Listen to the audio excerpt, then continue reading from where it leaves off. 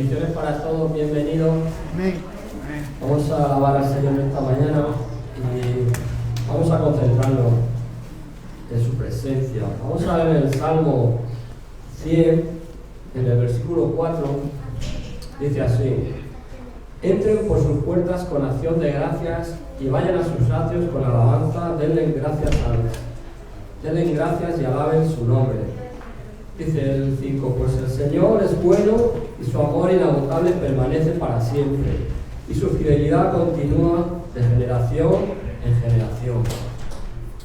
Vamos a leerlo en la versión en la Reina Valera normal. Dice: entrad por sus puertas con acción de gracias, por sus atrios con alabanza, alábenle, bendecir su nombre, porque Dios es bueno y para siempre es su misericordia y su verdad para todas las generaciones. Este salmo, si alguien se puede acordar, de aquí sale una canción que dice: entren por sus puertas con acción de gracias. Es una canción antigua, pero que la canción sale de ahí. En esta mañana vamos a entrar por sus puertas con acción de gracias. Vamos a darle a Dios las gracias porque nos ha dado el poder estar aquí, y vamos a agradecerle a Él lo que Él hace cada día por nosotros. Amén. Amén.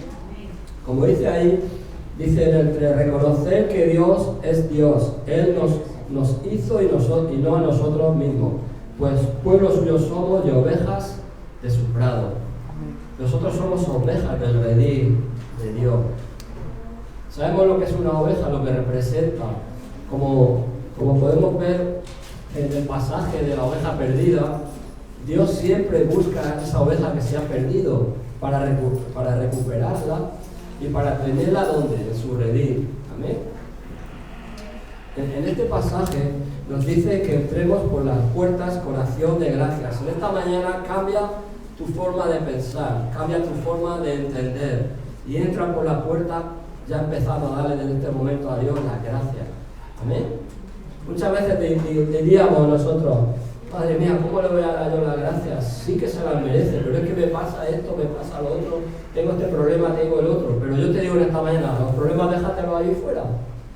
Amén. Amén. Es que a mi hijo le ha pasado esto, es que a mi madre le ha pasado otro, es que no sé quién. No, perdona, pero estamos en la presencia de Dios, y en la presencia de Dios tú tienes que dejar todas esas cargas y darle las gracias a Dios. Amén. Dice: porque Él es bueno y para siempre es su misericordia y su verdad por todas las generaciones. Amén. Es un salmo precioso. Es un salmo precioso que nos está diciendo que Dios es bueno.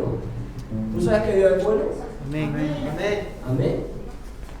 Por eso tenemos que dar las gracias cada día. Cuando tú abres tus ojos, cuando tú pones, antes de poner el pie en el suelo, decir: Señor, gracias porque me tienes todavía aquí.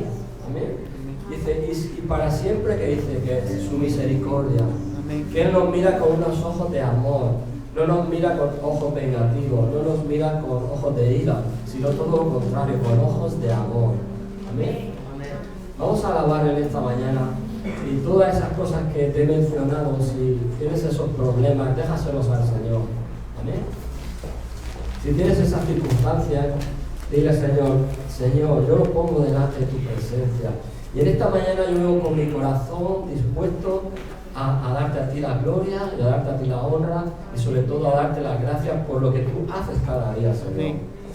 Vamos a orar. Padre Santo, gracias por tu palabra, Señor, porque es una palabra preciosa que nos llega hasta lo más íntimo de nuestro ser, Señor. Nos hace entender lo que tú eres, Padre. Te damos las gracias, Señor, porque en este momento, Señor, queremos adorarte, queremos bendecirte, y sobre todo queremos que tú tomes el control de todo, Padre Santo. En el nombre de Jesús, Señor. Amén. Aleluya.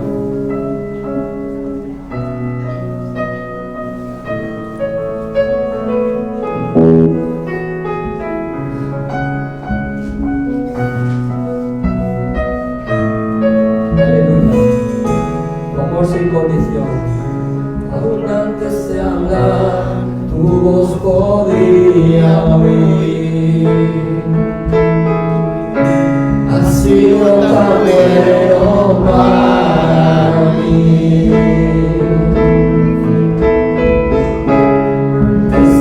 respirar, soplaste tu aliento en mí. Has sido tan bueno para mí. Tu amor me envuelve, me sostiene, amor sin condición. Me persigue y deja las 90 y me venga por mí. No puedo ganarlo ni vencerlo, tu amor se entregó por mí. Tu amor me envuelve, me sostiene, amor sin condición.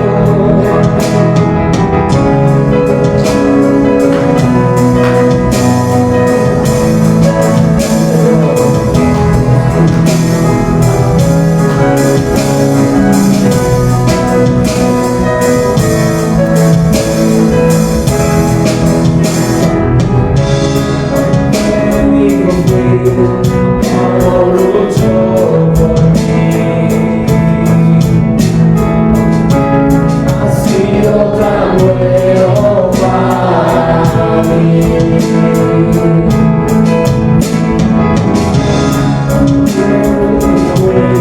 Pagaste el precio por mí, ha sido tan bueno, ha sido tan bueno para mí. Tu amor me envuelve, sostiene, amor sin condición. Me persigue y deja las 90 y me venga por mí.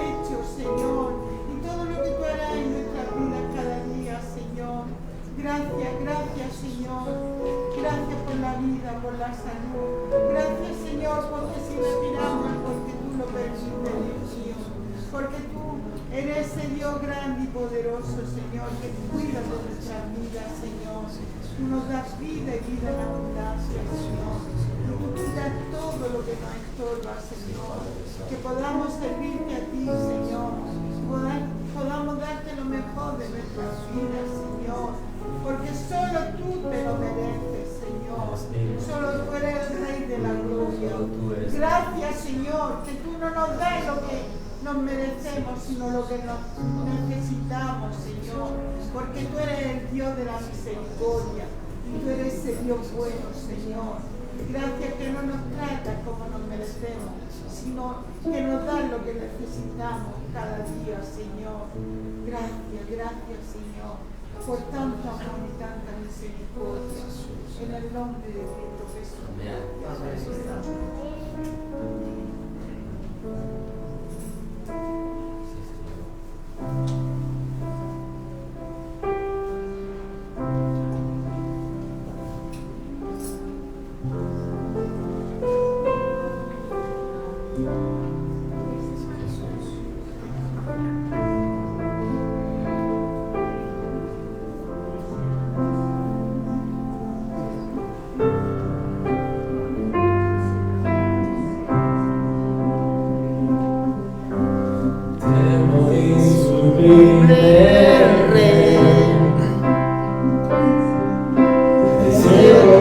Te puede contener.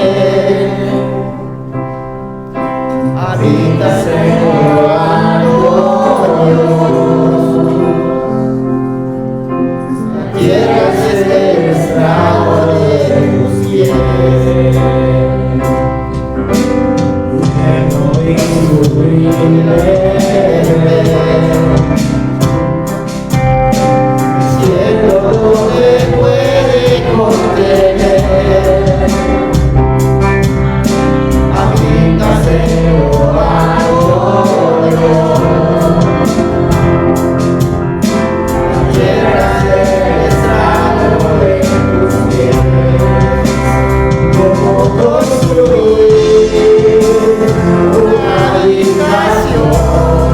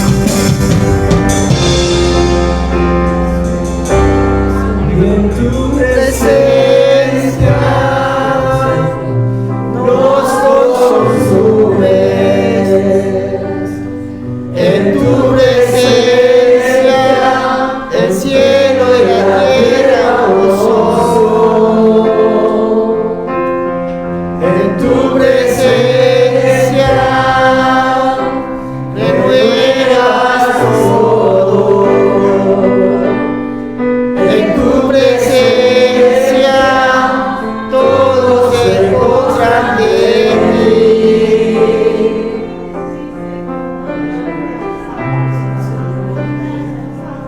Sí, Jesús, tu presencia,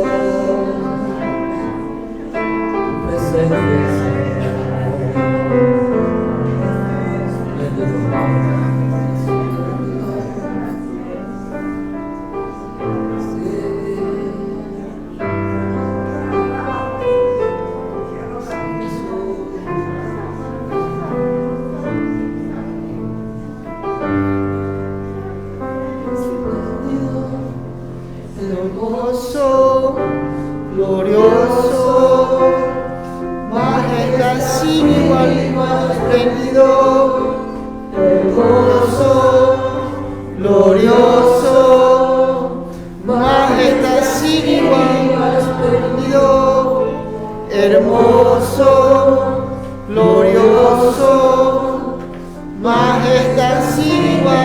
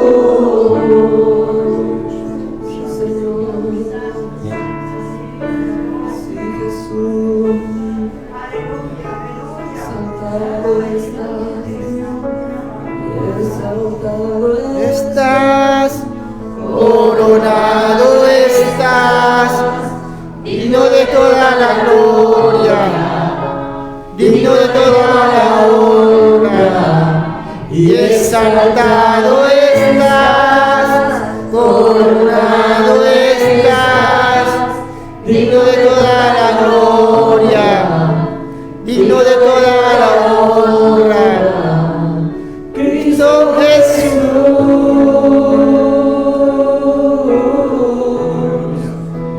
Cristo Jesús.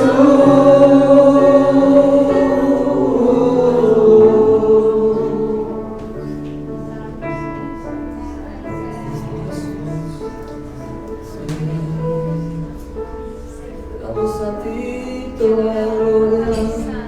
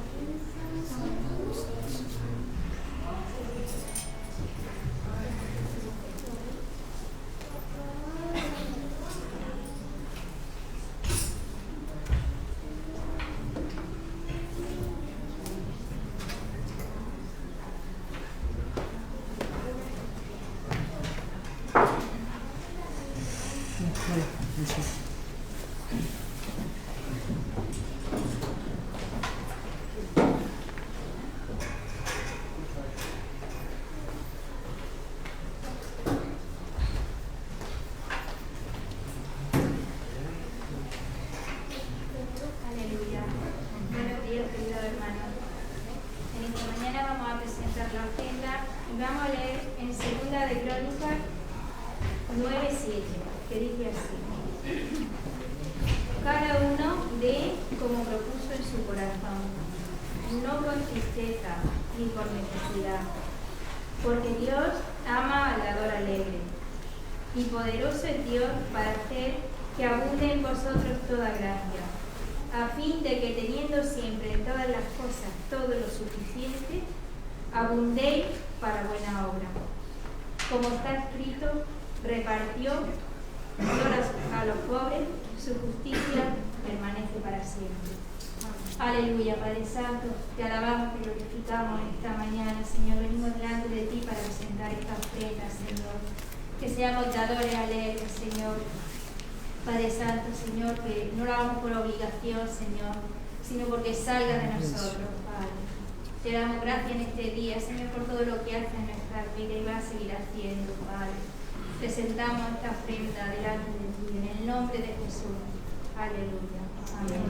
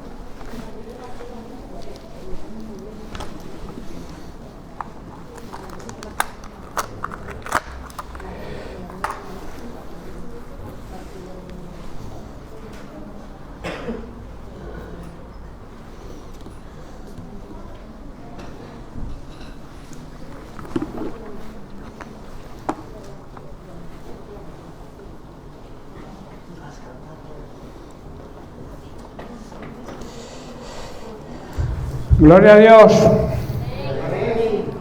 Gloria a Dios. Vamos entrando en calor. Poco a poco.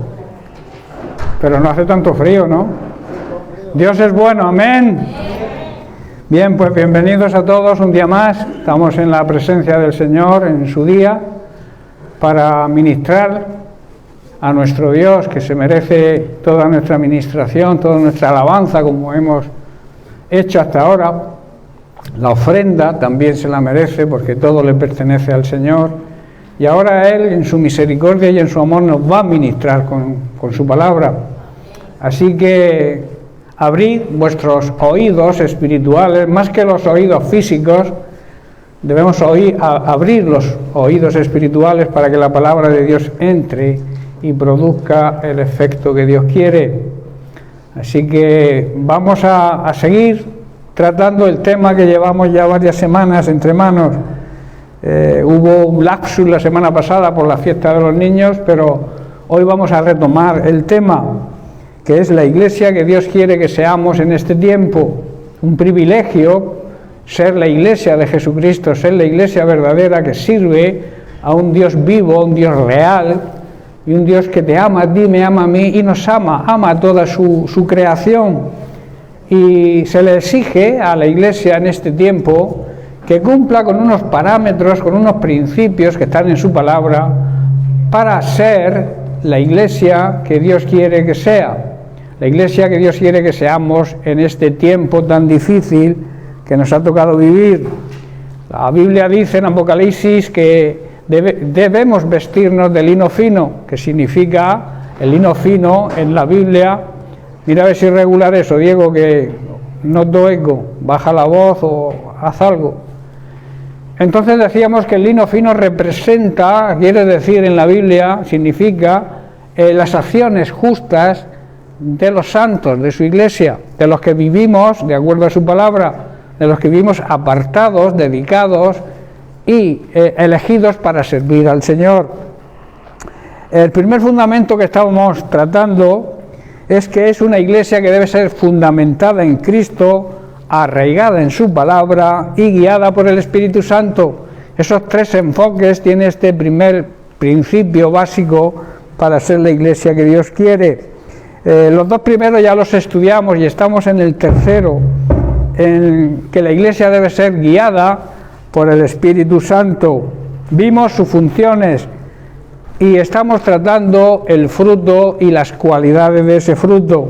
Hemos estudiado lo que es el amor, que es la base, el fundamento del fruto, el gozo, la paz, la paciencia, la benignidad, la bondad, y también hemos estudiado la fe.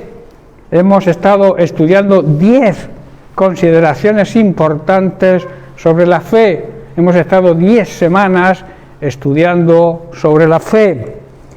Y la última consideración, quiero repasarla, que fue la que tocamos la última vez, es que la fe verdadera sabe que Dios es fiel, confía y considera la palabra de Dios como la verdad absoluta. La fidelidad es la lealtad, es la observancia, que quiere decir el cumplimiento de la fe que alguien debe a otra persona. En este caso nosotros, esa fidelidad tiene que ser correspondida con la fidelidad que Dios tiene con nosotros, porque es un caso que es recíproco. O sea, Dios es fiel con nosotros y nosotros debemos ser fiel con Él. Por eso tenemos que reconocer que el Señor es nuestro Dios, ese Dios que servimos y en quien creemos es el verdadero Dios y no hay otro. Él es un Dios fiel, que decíamos, si recordáis, que Él cumple todas sus promesas y derrama su amor inagotable sobre los que le aman y lo demuestran. Amando a Dios se demuestra obedeciendo sus mandatos. Vimos en el caso de la fe de Josué y Caleb, si recordáis, la última vez estuvimos hablando de él, de esa confianza plena y fidelidad a Dios que demostraron cuando investigaron, fueron enviados como espías para reconocer la tierra prometida. Recordar que 10 dieron un informe negativo, llenaron al pueblo de temor, Pero ahí se levantó Josué y Caleb y animó al pueblo a ser fiel con Dios y les dijo: si Dios ha sido fiel con nosotros, será fiel, y aunque los enemigos sean poderosos, nuestro Dios está por encima, es más poderoso que ellos. Confiaron plenamente en la fidelidad de Dios y fueron fieles a Dios. Por eso Dios eligió a Josué para el pueblo, para que el pueblo pudiera entrar en la tierra prometida. Se convirtió en el sucesor de Moisés y fue el encargado de hacer cruzar al pueblo el río Jordán y entrar a conquistar la tierra prometida, la promesa de Dios. Y Dios fue muy fiel también con él. ¿Por qué? Porque Josué siempre fue fiel con Dios y lo demostró dando ese informe. La simbología para hoy de cruzar el Jordán, ¿qué significa cruzar el Jordán? Para nosotros es estar dispuestos a renunciar a nuestros pensamientos, a nuestra forma de pensar, y pensar de la misma manera y totalmente como Dios piensa. También cruzar el Jordán significa que nuestros pensamientos tienen que morir y dejar ser Dios quien reine y dejarnos guiar por lo que Dios piensa, la forma que Dios piensa. Cruzar el Jordán también significa dejar atrás lo que somos para llegar a ser lo que Dios quiere que seamos. Si recordáis, estuvimos hablando de eso. También significa dejar atrás donde estamos, que a veces nos estancamos, no avanzamos, para llegar a donde Dios quiere que lleguemos. Para eso hace falta movimiento. La fe se mueve. Si no hay fe, estamos estancados, no avanzamos. Una iglesia poderosa en fe avanza y sobre todo crece en conocimiento y en sabiduría de Dios, en madurez y también en número. Bien, pues vamos a empezar con el siguiente característica del fruto, que es la mansedumbre, que recordad se encuentra esas características del fruto del Espíritu Santo en Gálatas capítulo 23, y es, como he dicho, la mansedumbre. La persona mansa basa su vida en la obediencia a Dios sin condiciones. La persona que tiene un espíritu de mansedumbre cree y no encuentra obstáculos cuando Dios le dice de hacer algo y le obedece sin ponerle condiciones, aceptando su soberanía. Soberano es que tiene la máxima autoridad. La mansedumbre no es falta de poder. Mucha gente cree que los mansos no tienen fuerza, pero no es así. La mansedumbre no es falta de poder. Sabe, el manso, la persona mansa, la persona que tiene este espíritu de mansedumbre, sabe que tiene poder, pero le pide a Dios permiso para usarlo. Sin esta cualidad es imposible ser usado por Dios. Vamos a leer un pasaje en Lucas, capítulo 9, a partir del versículo 53 hasta el 56. Jesús y sus discípulos quisieron entrar en una aldea de los samaritanos, pero dice el versículo 53, mas no les recibieron, porque su aspecto era de como de ir a Jerusalén.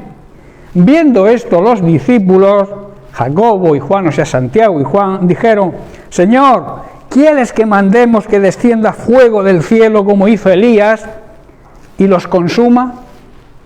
Versículo 55, entonces volviéndose él, les respondió diciendo, vosotros no sabéis de qué espíritu sois. Y a continuación en el verso siguiente les explica cuál debe ser el espíritu que debe imperar en ellos. Dice así, y le demuestra que tiene que ser el suyo, que ellos tenían que tener el mismo espíritu que tenía él. Y añade en el versículo 56, por este motivo, dice, porque el Hijo del Hombre no ha venido para perder las almas, sino para salvarlas. Y dice que se fueron a otra aldea. Esto nos llama que cuando nosotros predicamos el Evangelio y no nos reciben, no por eso tenemos que desanimarnos y dejar nuestro ministerio. Nos vamos a otro sitio, nos vamos a otras personas. Aquí dice que se fueron a otro sitio. No nos reciben aquí, pues nos vamos a otro sitio, pero no dejaron de predicar. Esto es una enseñanza que nos transmite Jesús aquí, para que nosotros no nos desanimemos y que confiemos en que quizá en otro lugar sí nos acepten. De hecho, así ocurre muchas veces. Vemos que perdón, aunque esta petición no fue del agrado del Señor, hay que resaltar que sí había un espíritu de mansedumbre, y lo demostraron Santiago y Juan al pedirle permiso para destruir a aquellos que no quisieron recibirlos. Muchas veces nuestra actitud ante aquellos que no reciben el mensaje que les transmitimos, el mensaje de la salvación, cuando les predicamos el Evangelio, muchas veces pensamos: Señor, no lo va a aceptar, que se vaya al infierno, ¿no? A veces nos da como esa intención de ver que son tan tercos que tú intentas predicarles el Evangelio para que sean salvos, para que se conviertan, hacer tu trabajo, tu ministerio, y ante el rechazo a veces decimos: Señor, destrúyelos, lo que hicieron Jacobo y Juan. Pero dice que a pesar de que a veces esto es una prueba de mansedumbre en nosotros, decírselo al Señor, pero lo que Jesús nos quiere enseñar aquí, que tenemos que tener el mismo espíritu que tiene Él, el espíritu de salvar a las almas, de que las almas no se destruyan, no se vayan al infierno, no se condenen. Y Él llegó hasta el límite. O sea, lo rechazaron tanto que lo crucificaron en una cruz, lo mataron.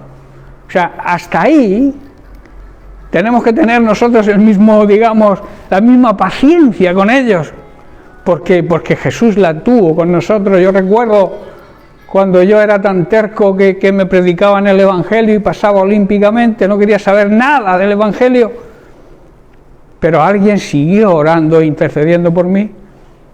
No cejaron hasta que el Señor, a través del Espíritu Santo, me abrió los ojos espirituales y los oídos espirituales, y entonces entendí el Evangelio y me convertí al Señor gracias a Él. El Espíritu de Jesús es que toda su creación sea salva, y ese tiene que ser nuestro mismo espíritu. Por eso en 2 de Pedro capítulo 3 verso 9 vemos la paciencia del Señor. Dice: no es que el Señor sea lento para cumplir la promesa de su segunda venida y el rescate, el arrebatamiento de su iglesia, como algunos piensan. Al contrario, es paciente, o sea, tiene paciencia por amor a nosotros. No quiere que nadie sea destruido y quiere que todos se arrepientan, porque sin arrepentimiento no hay salvación. Y eso es lo que tenemos que nosotros demostrarle a la gente que les predicamos el Evangelio, pero con amor y con espíritu de mansedumbre. La mansedumbre es una cualidad de todo buen cristiano. No te puedes salir de a veces perder los estribos, que se suele decir, ¿verdad? Perder los estribos son donde los jinetes ponen los pies para asegurarse en el caballo. Cuando se pierden los estribos, te puedes caer del caballo. Y eso es lo que quiere decir, que debemos controlarnos. Debemos tener esa templanza, ese control, para no hacer lo que Jacobo y Juan hicieron. Ellos amaban al Señor. Y claro, cuando veían que predicaban el Evangelio, cuando vieron que entraban en una aldea de los samaritanos y no los quisieron recibir, pues cogieron un cabreo de miedo. Y entonces le dijeron a Jesús: Jesús, ¿quieres que mandemos fuego como hizo Elías? Se recordaban lo que hizo Elías con los profetas de Balán, ¿no? Que mandó fuego del cielo y lo destruyó. Pues igual que hizo Elías, queremos hacer nosotros con esta gente que no nos recibe. Pero no es así. Jesús le reprende y nos enseña hoy a nosotros que tenemos que tener paciencia con la gente que es dura, de pelar, como yo suelo decir. Hay muchas personas que por su espíritu religioso, que es un espíritu muy duro, yo prefiero hablarle a un incrédulo que a un religioso, porque es un espíritu que hace cegar, es como un velo que cuesta mucho caer, y hay que trabajar mucho y orar mucho. A veces no hace falta recriminar tanto a la gente, sino simplemente predicarles el Evangelio y luego esa siembra que has hecho, regarla con tu oración para que el Espíritu Santo los redarguya, porque tú no los vas a convertir. Nuestro trabajo no es convertir a la gente, es trabajo del Espíritu Santo. Nuestro trabajo es sembrar la semilla para que el Espíritu Santo toque el corazón y los redarguya, los reprenda y les haga ver que están equivocados. Por eso, para eso es necesario la mansedumbre. Vamos a analizar la mansedumbre a través de la Biblia. Y vemos que en el Antiguo Testamento la mansedumbre se destaca como una virtud de aquellos que sufrían la opresión, la persecución, la estrechez, la acusación o la privación de libertad. Estas personas, en vez de volverse locas y reclamar su libertad y sus leyes, lo que tenían es un espíritu de mansedumbre, aceptaban. Jesucristo fue ejemplo de mansedumbre, con todo lo que le hicieron, y la palabra de Dios dice que no abrió su boca. Abrir su boca en ese sentido no es que no dijera nada, es que no se enfrentó con sus enemigos, porque él también amaba a sus enemigos, y lo demostró, ¿verdad? Bien, llegó también a significar la actitud de sumisión a Dios del hombre o del pueblo que atravesaba todo este tipo de circunstancias. Hoy, la mansedumbre significa aceptar la autoridad de Dios cuando estamos atravesando todo tipo de pruebas en nuestra vida. No debemos reaccionar en contra de Dios cuando estemos atravesando por pruebas, que es el primer instinto carnal que nos viene. Señor, si te sirvo, si predico tu palabra, si soy un siervo tuyo, si soy creyente ya un montón de tiempo, ¿cómo permites que ocurra esto? Estoy comprendiendo, la mansedumbre hace que aceptemos la prueba como algo que nos va a venir bien. Las pruebas y las dificultades se vencen con la gracia de Dios, con ese poder que nos capacita para superar cualquier problema por difícil que sea. Y para eso es necesario la mansedumbre. La mansedumbre también se demuestra aceptando el sufrimiento y aceptando la prueba, porque al final, como dice su palabra, saldremos como el oro, que es refinado a través del fuego. El fuego en la Biblia simboliza las pruebas que atravesamos. Pero dice que cuando atravesemos por el fuego, ¿qué ocurre? ¿Qué promete Dios? No te quemarás, porque Él está con nosotros. Y eso es una gran promesa, y Dios, como hemos dicho al principio, aunque pasen 1000 generaciones, cumple sus promesas y el pacto con los seres humanos. También a los reyes se les presentaba esta exigencia. Para que un rey fuera elegido, tenía que demostrar, tenía que basar su reinado también en la humildad y en la mansedumbre. Debemos saber que Dios vindica, que significa defiende a los mansos, y también le hace una gran promesa. En el Nuevo Testamento se mantiene esta misma promesa que vemos en el Antiguo para los mansos.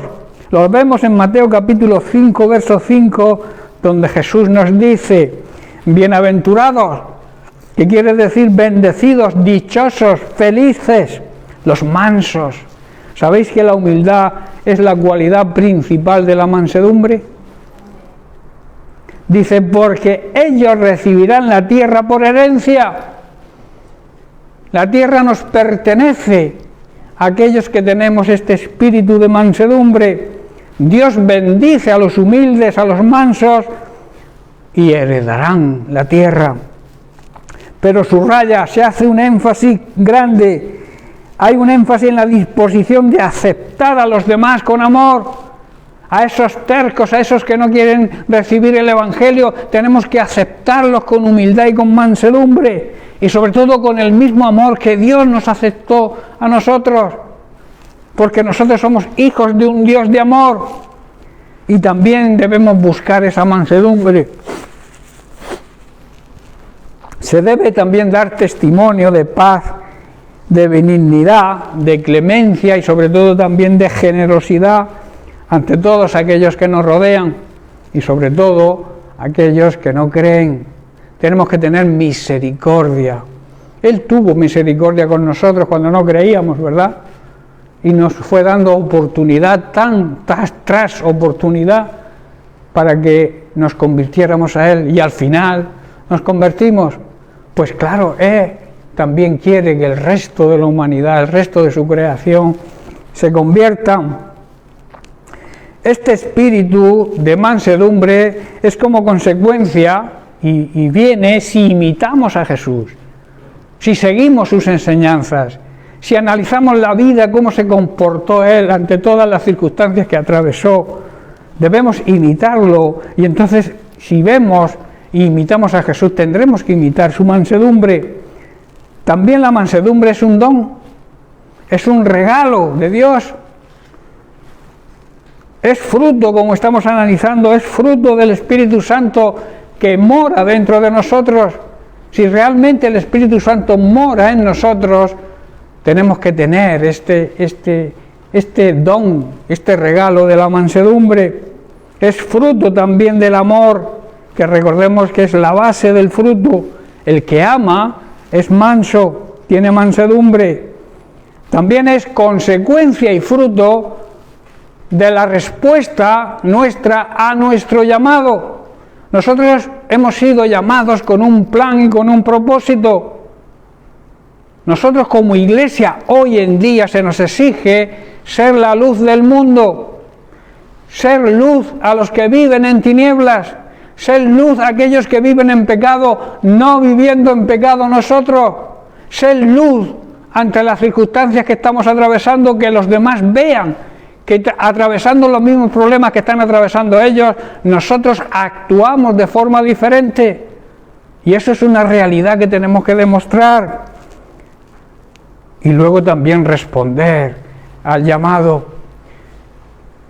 Hemos sido llamados, hemos sido escogidos para que anunciemos las virtudes de Cristo. Y dos de sus grandes virtudes, entre muchas otras, es la humildad y la mansedumbre. A la humildad, característica, como he dicho, principal de la mansedumbre, muchos la llaman la madre de las virtudes. Sin esa virtud es difícilmente que tengamos otras. En Mateo capítulo 18, versículos 1 al 4, dice que los discípulos se acercaron a Jesús y le preguntaron: ¿quién es el más importante en el reino de los cielos? Jesús llamó a un niño pequeño y lo puso en medio de ellos. Entonces dijo: les digo la verdad, a menos que se aparten de sus pecados, dejen de vivir en pecado, está diciendo, y se vuelvan como niños, nunca entrarán en el reino de los cielos. Y quiero hacer énfasis a quién va dirigido este mensaje. No va dirigido a los incrédulos, va dirigido a sus discípulos, va dirigido hoy a su pueblo, a su iglesia, va dirigido a ti y va dirigido a mí. Y nos dice: deja de pecar, deja de vivir en pecado y compórtate con la inocencia de un niño pequeño. No que actúes como un niño pequeño, con rabietas y pepe, mamá, papá, sino que tengas la madurez espiritual que debe tener un buen cristiano, pero la inocencia de un niño. No sé si estáis entendiendo. Un niño no tiene orgullo, un niño no tiene soberbia. Ahí se refiere Jesús cuando les pone un niño en medio y dice: mira, tenéis que dejar de pecar primero, dejar de vivir vuestra vida de pecado y luego comportaros con la inocencia y con la humildad que se comporta un niño, porque un niño no tiene, vuelvo a repetir, ni orgullo ni soberbia. Versículo 4. Así que el que se vuelva tan humilde como este pequeño, ese es el más importante en el reino de los cielos. Tremenda lección para sus discípulos y tremenda lección para nosotros hoy, ¿verdad? Alguien dijo que la humildad, como he dicho, es la madre de todas las virtudes, y yo añado, y hermana gemela de la mansedumbre. La humildad y la mansedumbre van juntos. Jesús es la persona, o sea, en Jesús se personaliza la mansedumbre, porque en Mateo capítulo 11, verso 29, Jesús dice: llevad mi yugo sobre vosotros y aprended, mandamiento, aprended, imperativo de mí, que soy manso y ¿qué? Y humilde de verdad, de corazón, y hallaréis descanso para vuestras almas, tendréis paz interior, que es la paz más importante que necesita el ser humano. Jesús está diciendo: si estáis unidos a mí, siguiendo mis enseñanzas, llegaréis a aprender lo que realmente significa ser humilde y manso. Esta es la única manera de hallar descanso y de hallar esa paz interior que necesitamos, y sobre todo en este tiempo que nos ha tocado vivir, ¿verdad? Tenemos que tener esa paz interior, esa paz que no la ofrece el mundo no puede ofrecernos este tipo de paz. Solamente estando en Cristo, viviendo de acuerdo a las enseñanzas de Cristo, obedeciendo su palabra, estando en paz con Dios, podremos sentir esa paz interior. Si no, es imposible que tengamos paz. Quizás que tengamos ratos de tranquilidad, que no confundamos la tranquilidad con la paz, y sobre todo con la paz interior, con la paz en nuestra alma. ¿Sabéis que esa paz nos da descanso? El que tiene la paz, el que está en paz con Dios, está descansado, no vive agobiado ni estresado, demuestra su fe y entonces recibe esa paz que el mundo no puede entender, pero que nosotros que somos creyentes sabemos que cuando sentimos esa paz, ya pueden venir los problemas que vengan.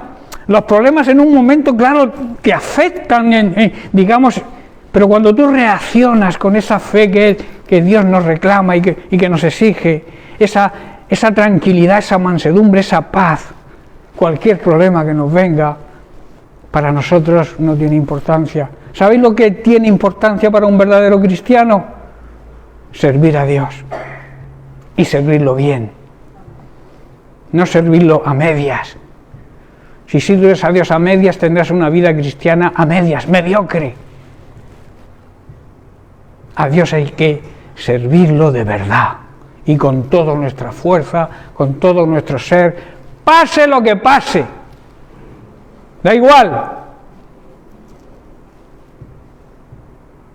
Yo no voy a dejar de predicar sobre la paz interior, sobre la fe, aunque lo pierda todo, porque yo sé que lo más importante lo tengo, que es la salvación. Y no me importa lo demás. Afecta en un principio, claro que te afecta cuando pierdes algo, o cuando pierdes un ser querido. Por eso tenemos que luchar, porque cuando nuestros seres queridos se pierdan o se vayan, pero no, o sea, que no se pierdan, en realidad se van de este mundo, pero no se pierden si han aceptado a Cristo. Y entonces eso también nos transmite paz, ¿verdad?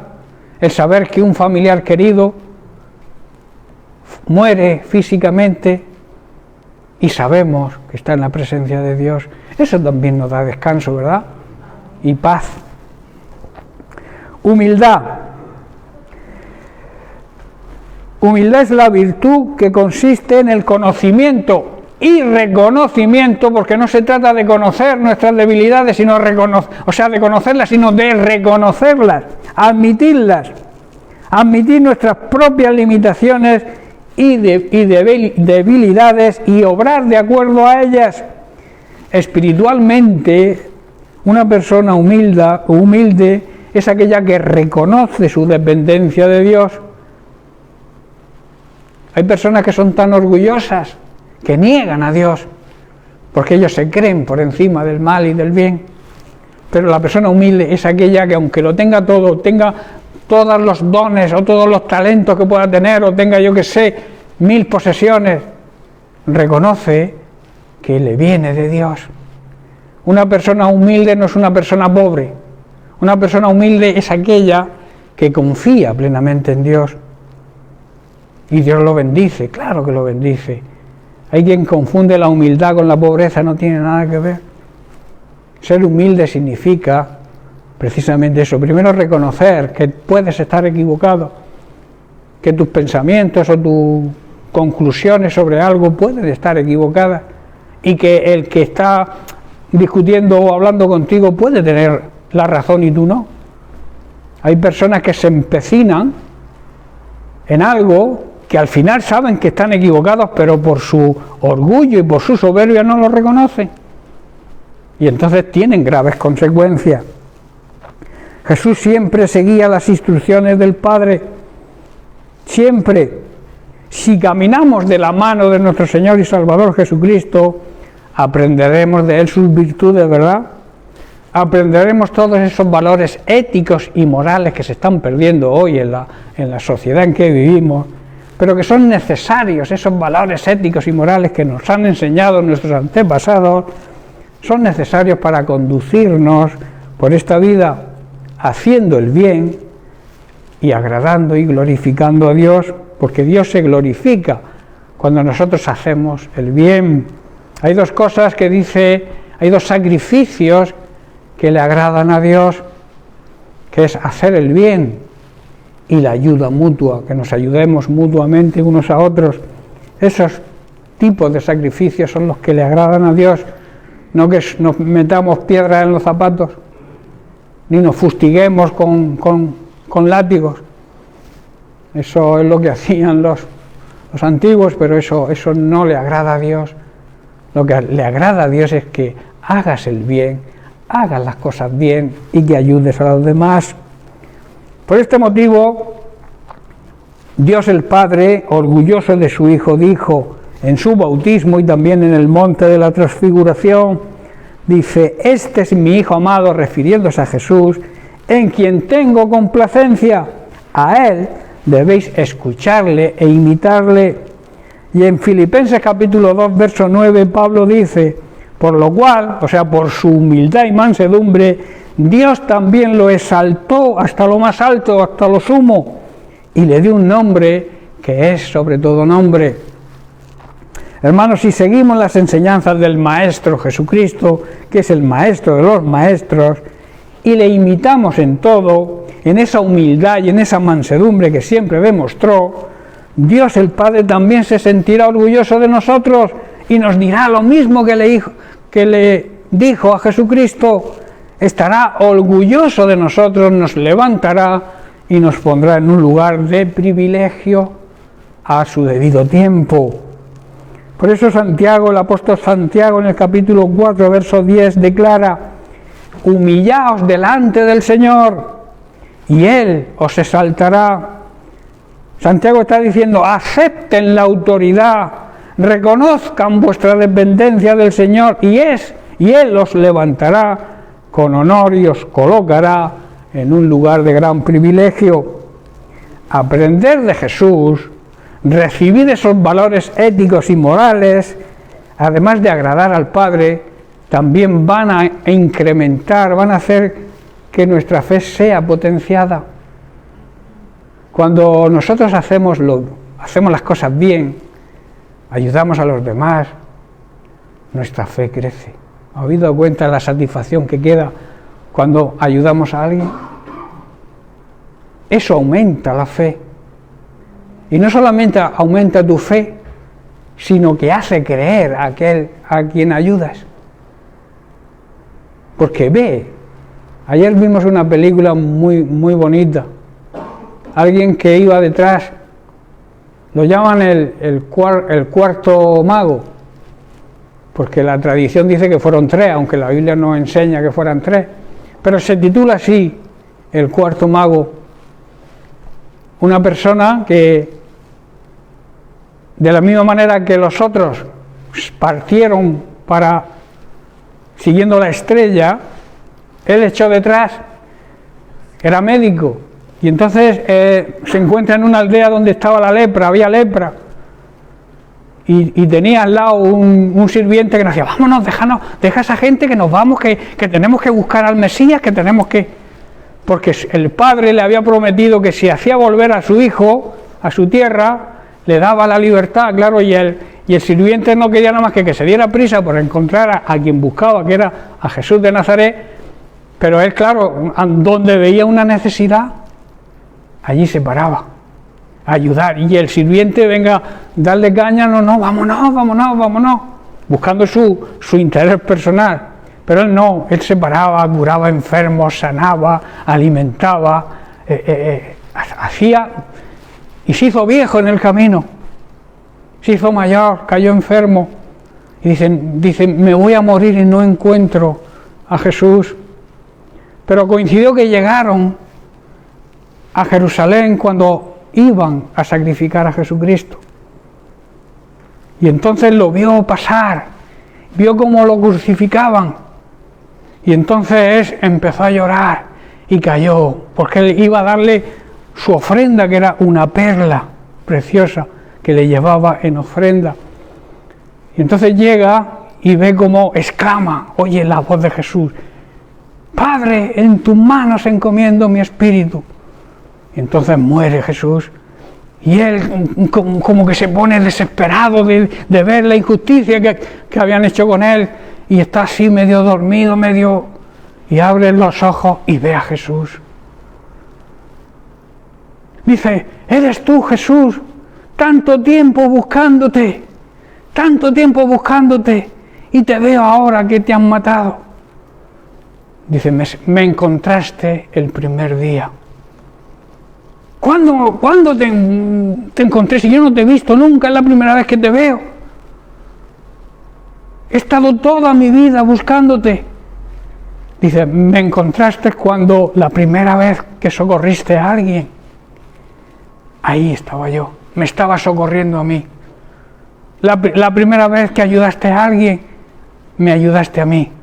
La primera vez que socorriste a alguien, que curaste a alguien, que sanaste a alguien, me sanaste a mí. ¿Cuándo, si yo no te he visto en mi vida? Dice, cuando se lo hiciste a uno de estos mis pequeños, a mí me lo hiciste. Fue precioso, ¿verdad? A veces hay personas que andan buscando a Jesús, y buscando a Jesús está al lado nuestro quizá, en esa persona que te tiende la mano pidiéndote algo, en esa persona que duerme en la calle, aún con el frío que hace, esa persona que apenas tiene comida. Ahí está Jesús. Cuando se lo hacemos a ese tipo de personas, encontramos a Jesús, ¿verdad? Por eso hemos sido llamados a servir a los demás y ayudar al que lo necesite. Como he dicho, la humildad y la mansedumbre son el lado opuesto del orgullo y la soberbia. Teniendo estas virtudes, sabremos perdonar a quien nos ofenda y también reconocer cuando nos equivocamos y ofendemos a otro, y por tanto sabemos pedir perdón. El manso sabe perdonar y también sabe pedir perdón. También hacen estas virtudes, la mansedumbre y la humildad, hace que reconozcamos que podemos estar equivocados. En Proverbios capítulo 3, versículo 7, Salomón escribió, no te dejes impresionar por tu propia sabiduría, en cambio, teme al Señor y aléjate del mal. Y más adelante en el capítulo 26, verso 12, también Salomón dice, hay esperanza, o sea, se puede esperar más de un necio que de aquellos que se creen sabios. Hay más esperanza en un necio, en alguien que no sabe, que no conoce, porque no haya estudiado, no haya tenido la oportunidad de estudiar, que alguien que se crea sabio. Cuando reconocemos, hermanos, y aceptamos nuestras limitaciones y debilidades, estaremos anunciando las virtudes de Cristo, que fue el propósito por el cual fuimos llamados y fuimos escogidos. Así lo afirma Pedro en su primera carta, capítulo 2, verso 9, donde dice: mas vosotros sois linaje, familia escogida, real sacerdocio, o sea, sacerdotes al servicio del Rey, nación santa, apartada y dedicada a un uso sagrado, que es servir a Dios, pueblo adquirido, comprado con la sangre de Cristo. ¿Para qué? Para que anunciéis las virtudes de aquel que os llamó, que os escogió y os sacó de las tinieblas y nos traspasó a la luz admirable, la luz de Cristo, a esa luz que Jesús mismo dijo: yo soy la luz.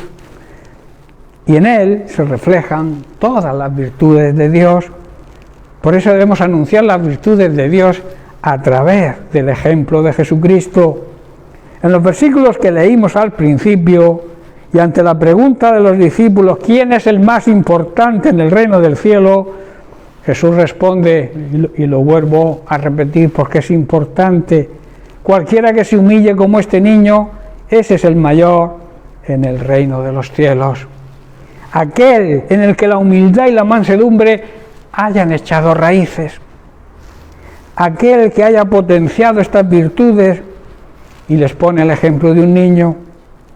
Jesús les enseña a sus discípulos, y que es de aplicación a nosotros también, que debemos demostrar las virtudes de un espíritu humilde, de un espíritu manso, con la sencillez y la inocencia de un niño pequeño.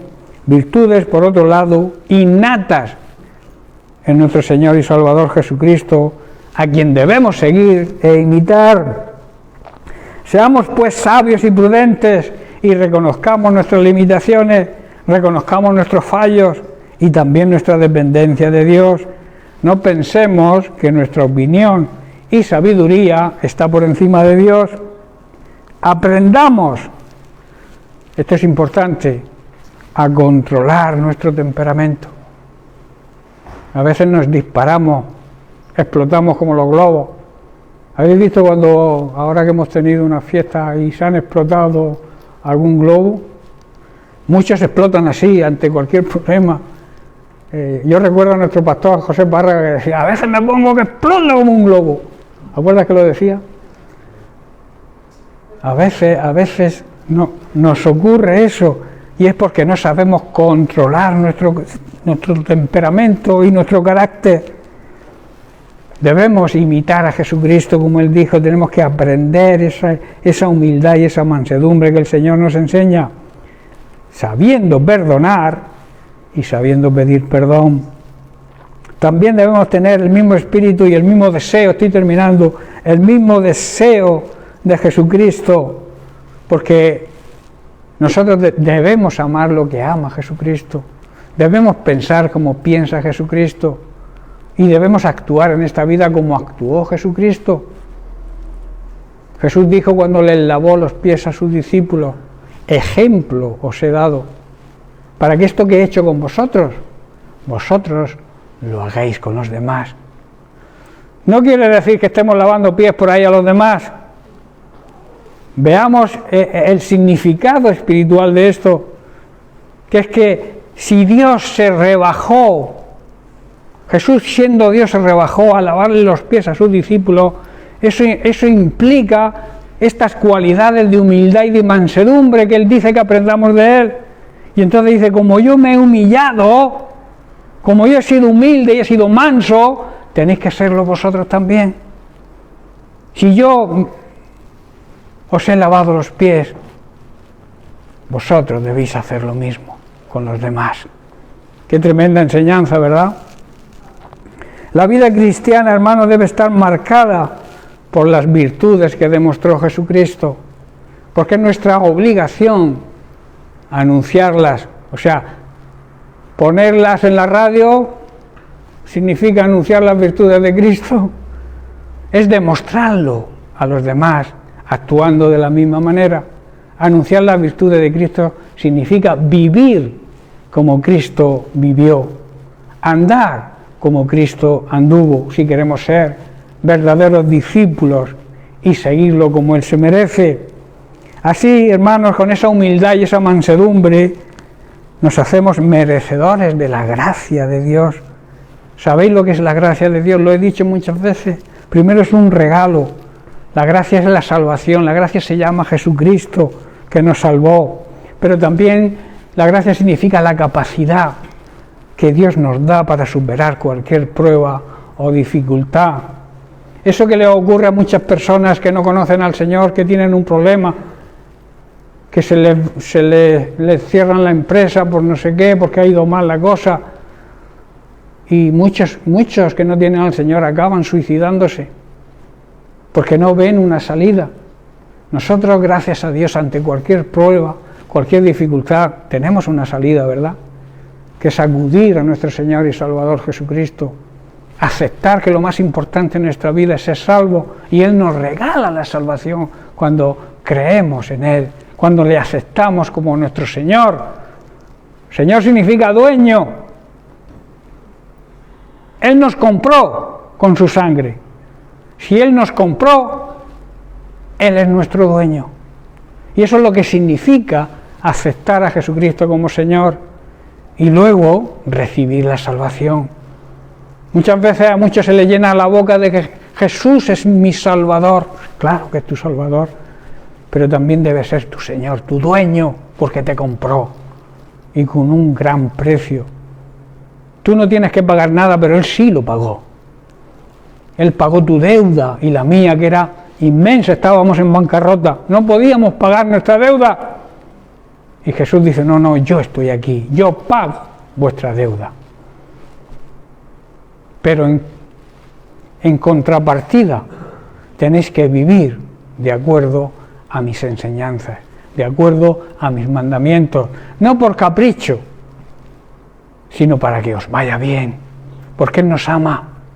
Es un buen Padre, es nuestro Padre celestial, y Él nos ama y quiere lo mejor para nosotros. No seamos tercos y duros y luchemos contra aquel que está de nuestro lado. Muchas veces nos peleamos con Dios o acusamos a Dios de lo que nos ocurre cuando nos ocurre, todo lo que nos ocurre por nuestras malas decisiones que tomamos sin consultarle nada. Y luego le achacamos las consecuencias a Él. Luchamos contra aquel que está de nuestra parte. Somos así de necios. Si Dios está con nosotros, ¿quién contra nosotros? Podrán venir ríos, tormentas, todo lo que pueda venir. Si tu vida está fundamentada sobre Cristo, que es la roca, no vas a caer. Ahora, si tu vida la fundamentas en la arena, en la inseguridad, en la duda, cuando venga un problema, ¿verdad? Entonces, ¿qué es de sabios? Edificar nuestra vida sobre Cristo, edificar nuestra vida sobre la palabra de Dios, que entendamos lo que significa seguir a Cristo, porque seguir a Cristo es seguir su palabra, obedecer su palabra. Jesucristo es el verbo, la palabra hecha carne, la mente de Dios revelada en nuestra vida con la garantía y las arras del Espíritu Santo. Dice la Biblia que hemos sido marcados por el Espíritu Santo.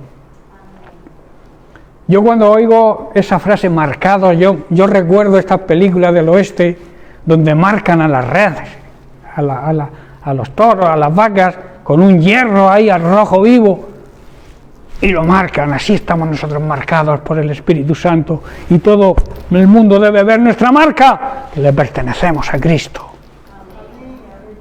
Llevamos la marca de Cristo.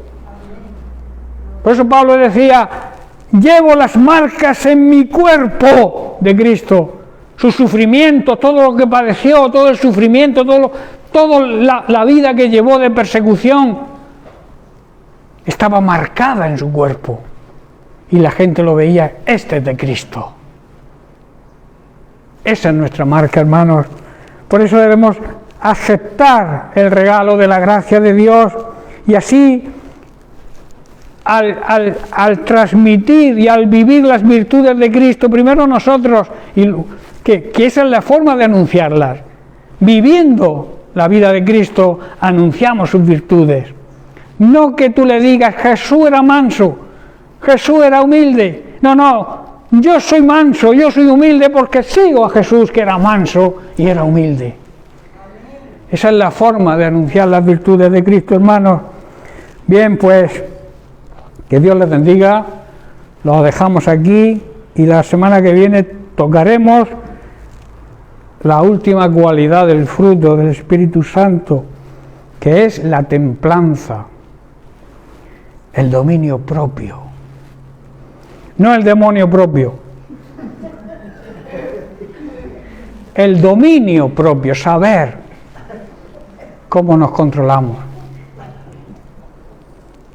Es la capacidad, y termino con esto, y os dejo ahí la puerta abierta para la semana que viene, la capacidad que tiene una persona de controlar o de equilibrar sus emociones y sus acciones. Amén.